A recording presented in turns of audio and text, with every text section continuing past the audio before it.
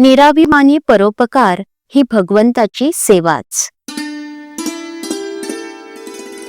प्रत्येक मनुष्याला परोपकाराची बुद्धी असणं अत्यंत जरूर आहे, पण तो कुणाला शक्य आहे आणि कुणी करावा याचा विचार करायला पाहिजे. ज्या शेतात पाणी भरपूर पुरून उरत असेल त्याच शेतातलं पाणी बाहेर टाकता येतं आणि ते हितावहही होतं. इतर शेतांच्या बाबतीत हे होत नाही.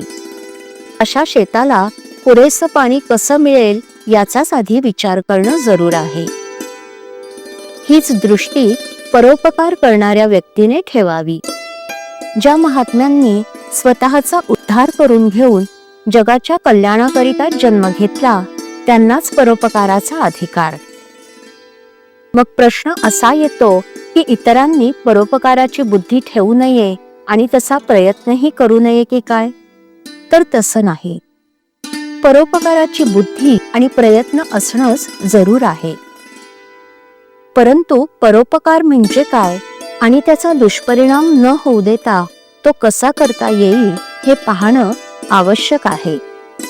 भगवंताची सेवा या भावनेने दुसऱ्याकरिता केलेली मेहनत याला परोपकार म्हणता येईल आणि त्यापासून नुकसान होण्याची भीती नाही.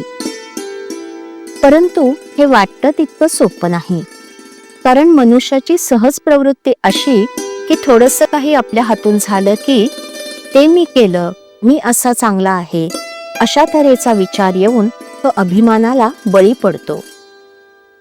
सबक ज्या ज्या वेळी दुसऱ्याकरिता काही करण्याची संधी मिळेल त्या त्यावेळी तिचा फायदा घेऊन मनाला अशी शिकवण द्यावी की देवा, तुझ्या सेवेचा लाभ मला दिलास, ही माझ्यावर कृपा झाली. अशीच कृपा ठेवून आणखी सेवा करून घे. ही विचारसरणी जागृत राहिली नाही तर आपला घात कसा होईल याचा पत्ताच लागणार नाही. म्हणून अत्यंत जपून वागणं जरूर आहे.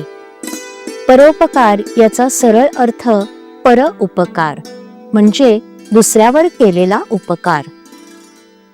यावरून असं लक्षात येईल की परोपकाराला दोन व्यक्तींची गरज लागते, एक उपकार करणारा आणि दुसरा उपकार करून घेणारा. जगातल्या सर्वसाधारण व्यक्ती पाहिल्या तर आपल्या स्वतःवरून असं दिसतं की मी एक निराळा आणि प्रत्येक व्यक्ती आणि वस्तुमात्रागणिक सर्व जग निराळं. मनाच्या या ठेवणीमुळेच जर आपल्या हातून दुसऱ्याचं कधी काळी एखादं काम होण्याचा योग आला तर मी दुसऱ्याचं काम केलं ही जाणीव होऊन अहंकार झपाट्याने वाढू लागतो. म्हणून परोपकाराच्या बाबतीत अत्यंत सावध राहण्याची सूचना सर्व संतांनी दिली आहे. नामात राहिलं म्हणजे अहंकार नाहीसा होऊन सावधानता येते आणि चित्त शांत होतं. श्रीराम. श्रीराम जय राम जय जय राम. श्रीराम जय राम जय जय राम. श्रीराम जय राम जय जय राम. श्रीराम जय राम जय जय राम.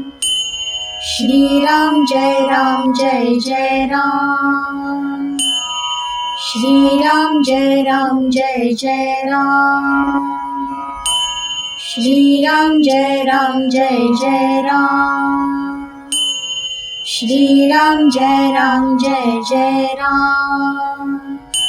श्रीराम जय राम जय जय राम.